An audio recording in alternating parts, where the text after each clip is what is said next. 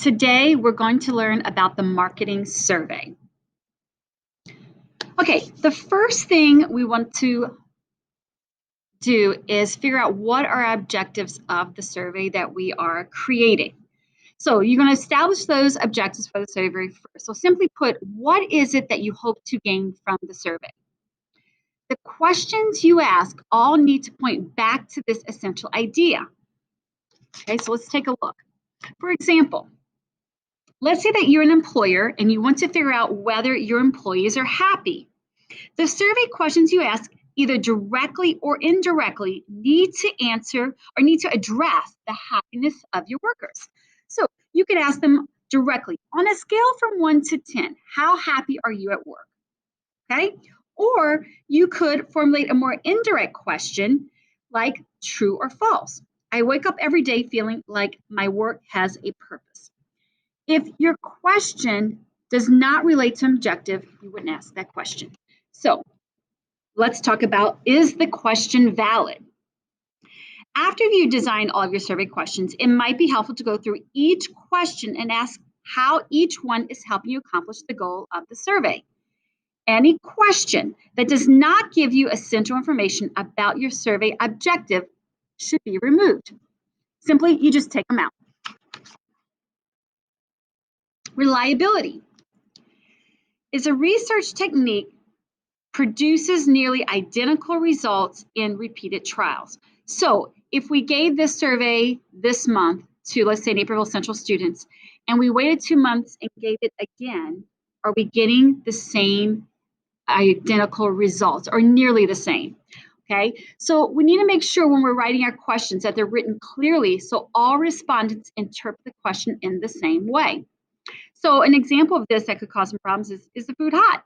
Well, are we referring to spicy or are we referring to temperature? I'll never forget years ago when I was given an exam in Louisiana, they were talking about snow, the questions about snow. And we laughed because that wasn't a good question because those students down south rarely, if ever, have seen snow. All right, let's talk about validity versus reliability now. So validity is when questions asked on a survey or a questionnaire measure what was intended to be measured.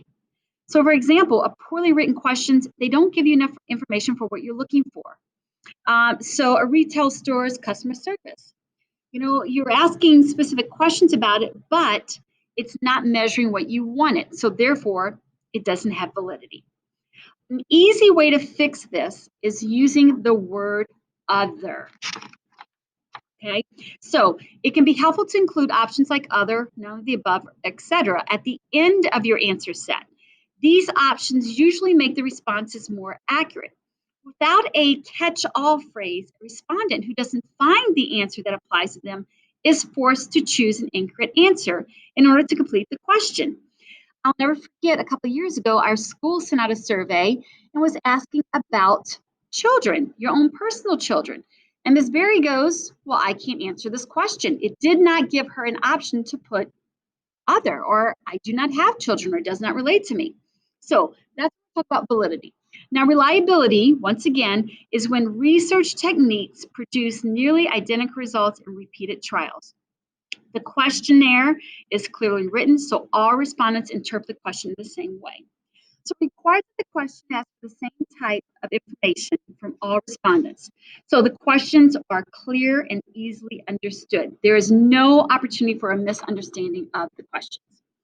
Now, there are 4 guidelines we want to cover when you're writing questions for a survey. Number 1, you must be very clear and brief, making sure that the reading level is on a 4th grade reading level, so very low. Number 2, ranking or scales.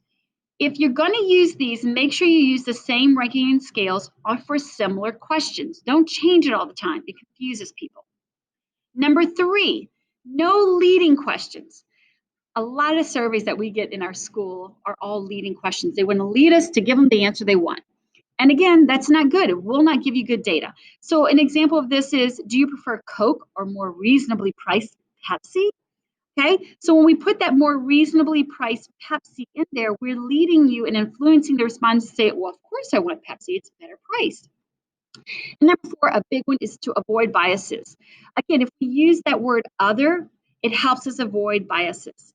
So it's when you're trying to encourage one outcome over another, you have to avoid those questions that even causes people to guess, like, well, my answer is not there. Okay, going back to that validity thing. Another example of this would be, well, how many students drink Coke at your school?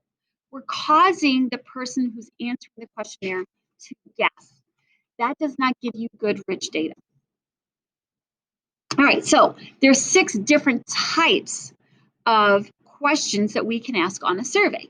Now, you guys may recall that when we were teaching the 4 different types of marketing research, remember we have product research, media, etc., those types. We gave you examples of lots of different types of questions. So we're going to cover all 6 of these now. The first type is an open-ended question. It requires the respondent to construct their own answer. The problem with these is it's very, very difficult to tabulate and categorize. In advanced marketing, we did a survey and we had to have it a couple open-ended. And the students really had a hard time tabulating and categorizing that data for our district. We're doing some research for the district. So anyway, one example is, what changes to the website do you recommend? Very open-ended, and they can go anywhere with that. All right, number 2, forced choice. This is my favorite type because it's so easy to, number 1, write. It's easy to tabulate.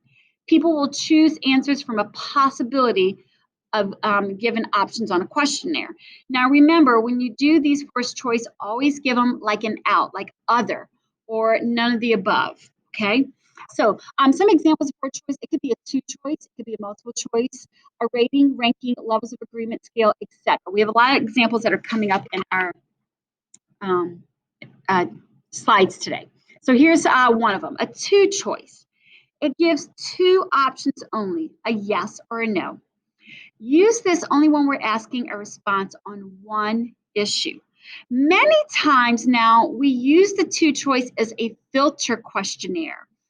Now, we're not having to do this a whole lot anymore because what's happening with technology, we can automatically force them to go in a different grouping of questions once they answer one way or another. So here's an example. Have you ever smoked cigarettes? Yes or no. If it's yes, go to number 2. If no, go to number 3. A lot of times we can, and I'm teaching you guys in class how to, if you have this, 2 options, that it could actually become part of one question by saying, have you ever smoked cigarettes? And then your answer would be no, I never have. Then it would be once, then 1 to 3 times a day, etc. So that's an example of how that could work to make it one question. Because another thing, remember, we want to have as few questions as possible when we're creating a survey. We want that survey to be as short as possible. And again, make sure you cover all your objectives. All right, multiple choice. Give respondents several choices. So here's an example. And I know these are shown up as little C's, but they were little boxes when we originally created this in PowerPoint. All right, so an example is, do you have any dietary restrictions? Check all that apply. Notice we're also telling them check all that apply. But so they'd come through, and if we have none, you can do that, or other, and maybe you're going to have them fill out what other dietary restrictions do you have. So it's multiple choice. Now next we go to a rating scale. And this is where we have them rate a product or service upon a scale. So how would you rate your teacher's helpfulness? Well, we're either excellent, good, fair, or below average. So rate us. And here's an interesting rating scale. You see how they grouped all these together. Please state your opinions or your opinions on national health insurance on the scale below.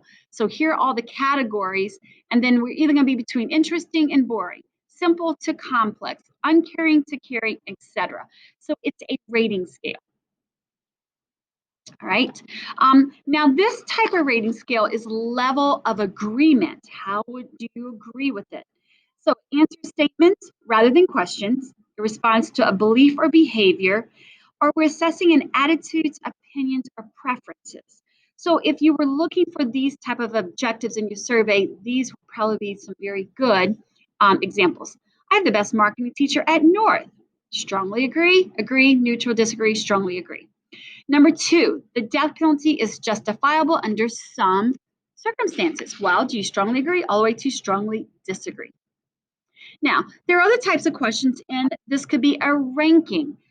Personally, I don't like ranking scales, but some companies are really looking for some very specific things. In the space provided below, rank the brands you trust the most, with a 1 being the most trustworthy and 5 being the least trustworthy. Again, I think there's other ways and better ways and means that you could get this information without using a ranking. But for some surveys, this works. This helps answer their question the best. All right, the next section we want to talk about is formatting your questionnaires.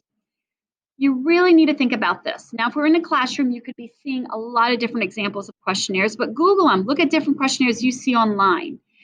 But some things to make sure you're covering. Visual appearance.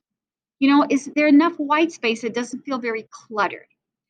Use different inks and typeface where necessary. So black ink on white paper is very good to use. It's easy to read it when it's written that way. I have seen some surveys where it's yellow paper with black typeface. Make sure you're using a font that's very easy to read and it's easy on the eyes. If it's hard for them to read, they're not going to read it. They're not going to take your survey. It needs to be as short as possible. So that's where we go back to, when we're writing those questions and make sure is each and every question matching an objective we have, something we want to get answered by that survey. Have headings if necessary. If you're doing a section, let's say you have a hotel and you want to know about the rooms itself, maybe it's some questions on the rooms, or maybe you want to know about the extra stores and shops. Well, maybe you have a heading for that. So think about distinct headings if that's applicable to your questionnaire. Make sure you number each question. That needs to be numbered. And number 6, it has on here, next page. If you're giving a paper survey and you have a back to it, you need to let them know at the end, hey, guess what? Turn over, there's more on the next page. Make sure you're telling them that. They may miss that. All right, number 7, vary your format between the questions and the options. Okay, so keep that in mind about that format. Number 8, questions and multiple choice. They should be as short and simple to the point when you're writing them. The survey should use a common language. Number 10, use boxes, circles, or brackets for them to circle, check in, or etc. A lot of surveys are taken now, they're electronic, and so we're just clicking on those little circles or boxes. Make sure the survey has directions. Tell your reader why you're doing the survey and what you want them to do. Finally, questions follow a sequence. You want to keep those questions grouped together that kind of flow together. Again, if you're going to talk about a hotel room, you want to make sure those questions are all together. And then when you start talking about maybe the outside, maybe pool area and grills, if you have them on your property, etc., those kind of follow and go together. So make sure you sequence them together. Demographic questions always come at the end. You don't want to put them at the beginning because number 1, the consumer, the reader's going to think, oh, I don't know if I should be answering this. That's my personal information. But if they get involved in your survey and they start answering your questions and they get to the very end, then you can ask those demographic questions. Plus, everybody loves to tell stuff about themselves. So at the end is where it needs to be, never at the beginning. And if you are going to leave an open-ended question, it should be at the very end of the survey. Okay. All right. Now we're talking about directions. You must have directions in your survey. You're going to do this for class. You also must make sure you have an incentive for your the person who's taking your survey. Why would they want to take your survey? Well, maybe you're going to give them a coupon. Maybe you're going to, like I told you guys, I got $5 each week when I mailed in my listening diary many years ago. But make sure your directions are clear. You must entice the reader to complete the survey. So what is going to be that incentive? And the incentive, when you come up with it, it must be realistic and affordable. You cannot give a hotel room away for every person who does, a night stay for every person who takes your survey. Or you can't give one free entry to the amusement park for everybody who takes your survey. You're losing money. All right, here's some good examples of surveys. Name and a raffle for some money. So, 10,000 people take your survey and you give away $100 or $1,000. Maybe it's a % off their next purchase. Receive 30% off your next purchase. Or I've even gotten where we'll send you a free plant. This was with an Arbor Day survey. A coupon, but be specific what it is going to be for. Maybe it's going to be some cash, but make sure you must be able to afford it. Some other examples: a free copy of Personal Financial Planner. Maybe you send them something for free, or come on in. Restaurant will give you a free beverage with your meal purchase of a meal, or your name's entered into a monthly drawing for what is it. So those are some very good examples. Now, we would have some surveys on the wall in our classroom. We'll try to make sure you can see some in Canvas, but make sure you take a look at some past surveys, some real surveys out there in order to create your survey for your project. And that ends our notes.